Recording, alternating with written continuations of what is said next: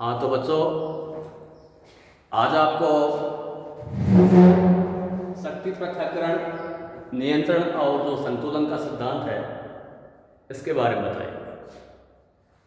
शक्ति पृथक्करण का जो सिद्धांत है संयुक्त राज्य अमेरिका के संविधान की देन है। अमेरिका के संविधान बनने के बाद में जितने भी संविधान बने हैं या बनाए गए हैं, उन्होंने कमोबेश रूप से पृथक्करण के इस सिद्धांत को अपनाया है। मगर जैसा कि मैं बता रहा हूँ कि ये अमेरिका की देन है और अमेरिका ने इसे पूर्ण रूप से अपनाया।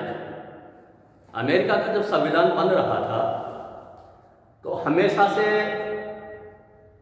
अमेरिका का जब संविधान बन रहा था तो अमेरिका के जो संविधान निर्माता हैं मॉन्टेस्क्यू की एक कृति थी स्पिरिट ऑफ द लॉज, उससे काफ़ी प्रभावित थे। तो शक्ति पृथक्करण के बारे में क्लियर रूप से मॉन्टेस्क्यू की जो कृति है स्पिरिट ऑफ द लॉज, उसमें लिखा गया है शक्ति पृथक्करण का आधार यह है कि सरकार के जो 3 अंग हैं वो अलग अलग होने चाहिए, अपितु उनकी भूमिका इस प्रकार से होनी चाहिए ताकि लगे कि ये व्यवस्थापिका है, ये कार्यपालिका है, ये न्यायपालिका है।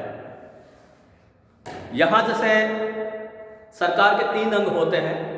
व्यवस्थापिका जो कानून को बनाती है, कार्यपालिका जो कानून को लागू करती है, न्यायपालिका जो न्यायिक संबंधी कार्य करती है, न्याय की व्याख्या करती है कानून के ही आधार से। तो इन तीनों को के कार्य भी क्या है कि पृथक पृथक होने चाहिए।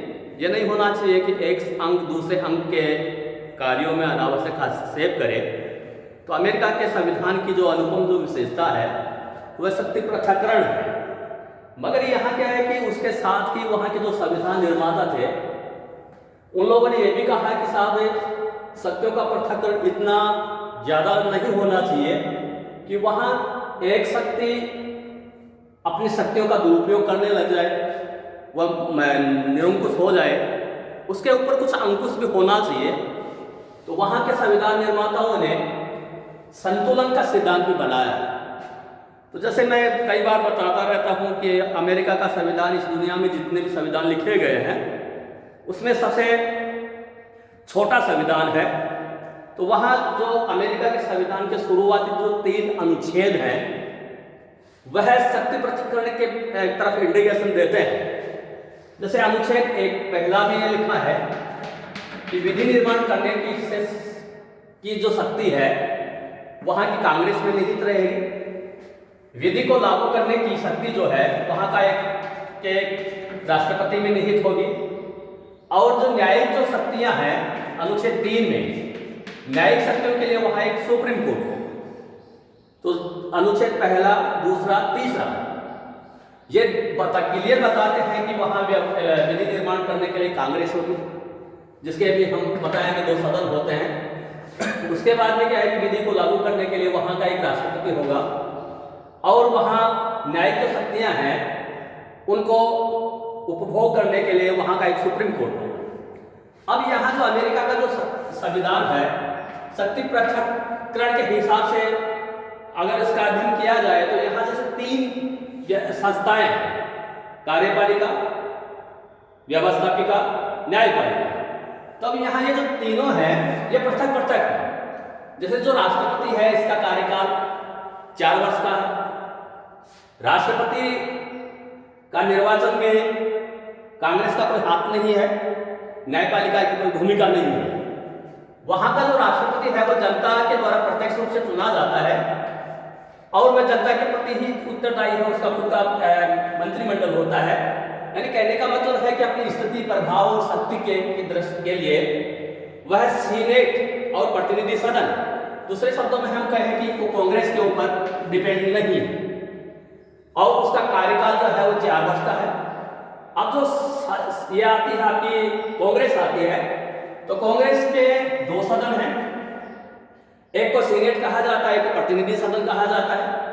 सीनेट का कार्यकाल 6 साल है और ये आपका प्रतिनिधि सदन है, इसका कार्यकाल 2 साल है। तो यहाँ कांग्रेस भी अपनी भूमिका के लिए राष्ट्रपति के ऊपर डिपेंड नहीं है, राष्ट्रपति इसको भंग नहीं कर सकता या राष्ट्रपति इसके ऊपर कोई दबाव नहीं डाल सकता।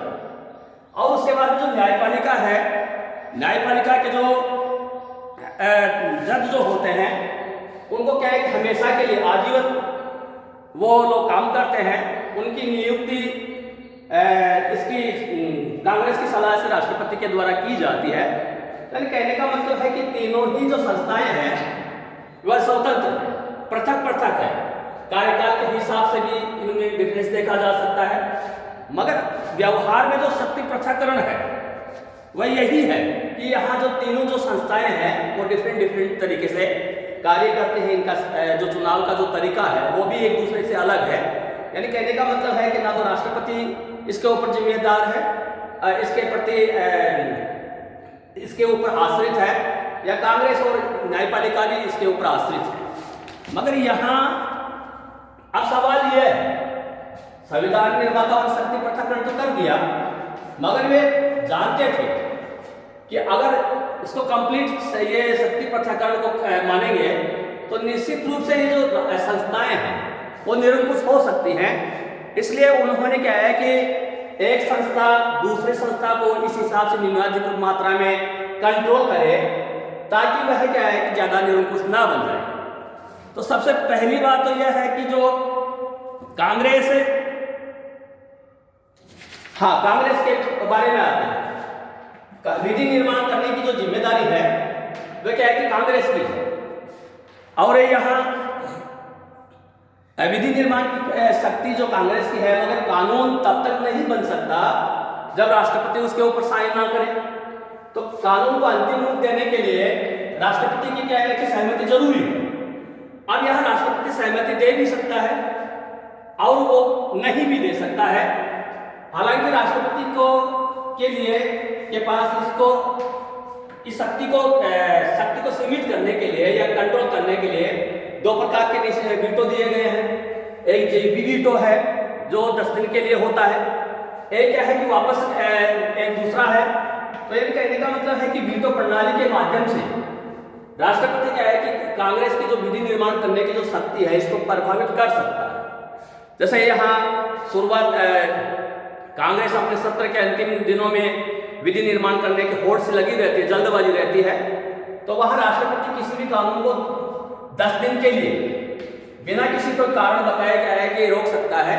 और इस अवधि में अगर कांग्रेस का सत्र की समाप्ति हो जाए तो फिर वो जो कानून है वो निरस्त माना जाता है। दूसरा कि राष्ट्रपति उसको वापस भी क्या है कि पुनर्विचार के लिए लौटा सकता है।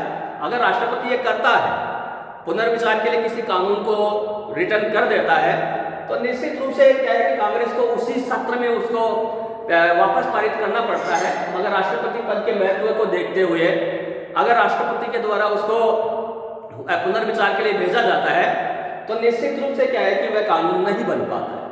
और जहाँ तक इसके कांग्रेस के ऊपर ये सवाल है न्यायपालिका का, तो न्यायपालिका भी कांग्रेस के द्वारा जो पारित जो नियम होते हैं, अधिनियम होते हैं, कानून होते हैं, उनका क्या है कि न्यायिक पुनरावलोकन कर सकती है, उनका पुनरावलोकन कर सकती है।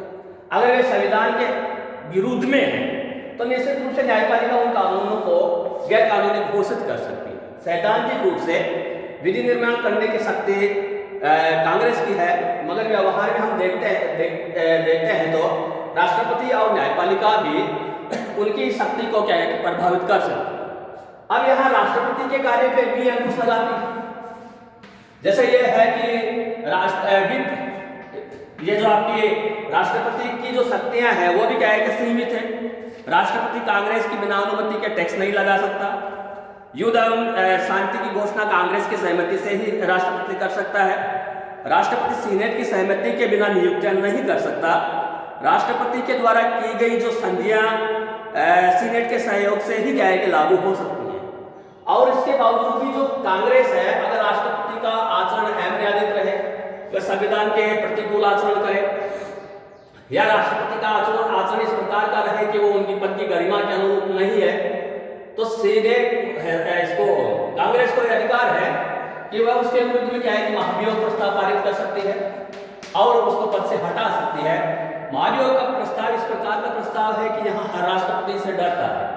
अगर अमेरिका के इतिहास का अध्ययन किया जाए तो 3 मौके इस प्रकार के आए हैं जब वहाँ के राष्ट्रपति के विरुद्ध में महाभियोग प्रस्ताव लाया गया, मगर आज तक क्या है कि एक के भी विरुद्ध में महाभियोग प्रस्ताव पारित नहीं हो पाया है। 1861 में एक एंड्रयू जॉनसन नाम का एक राष्ट्रपति थे, उनके विरुद्ध में सबसे पहले महाभियोग लाया गया, मगर वो हाई कोर्ट से क्या है जीत गया। और उसके बाद में 1967 के आसपास निक्सन के विरुद्ध में महाभियोग प्रस्ताव लाया गया था। एक वाटरगेट कांड हुआ था वहाँ, मगर यहाँ निक्सन ने अपनी स्थिति को कमजोर देखते हुए उनको यह आशंका थी कि हो सकता है उनके विरुद्ध महाभियोग प्रस्ताव पारित हो जाए, उन्होंने क्या है कि अपना इस्तीफा दे दिया था। और उसके बाद में 1998 में राष्ट्रपति जो बिल क्लिंटन है, उनके चरित्र के आधार से एक कोई वहाँ एक स्कैंडल हुआ था, उस स्कैंडल के हिसाब से क्या है कि वहाँ की कांग्रेस ने उनके विरुद्ध महाभियोग प्रस्ताव पारित किया था, मगर वो पारित नहीं हो पाया। और इसके बाद में क्या है कि जो राष्ट्रपति के जो कार्य हैं, उन कार्यों की जो न्यायिक पुनरावलोकन है वह क्या है कि न्यायपालिका कर सकती है। इसलिए यहाँ क्या है कि राष्ट्रपति को कांग्रेस और जो न्यायपालिका के द्वारा भी उनके कार्यों को कंट्रोल किया जा सकता है। उसके बाद में यह आता है सुप्रीम कोर्ट आता है। कांग्रेस सर्वोच्च न्यायालय की संख्या घटा सकती है या बढ़ा सकती है, उनके वेतन भत्ते घटा सकती है, महाभियोग के द्वारा हटा भी सकती है। सर्वोच्च न्यायालय के न्यायाधीशों की नियुक्ति राष्ट्रपति के द्वारा की जाती है। न्यायपालिका के द्वारा दंडित जो व्यक्ति हैं उनको क्या है राष्ट्रपति के द्वारा कम किया जा सकता है, स्थगित किया जा सकता है, या क्या है कि माफी दी जा सकती है। इसलिए बच्चों ये थोड़ा सा इंट्रोडक्शन था आपको शक्ति पृथक्करण के साथ नियंत्रण एवं संतुलन का जो सिद्धांत है वह भी क्या है कि हमने आपको बताया है। धन्यवाद।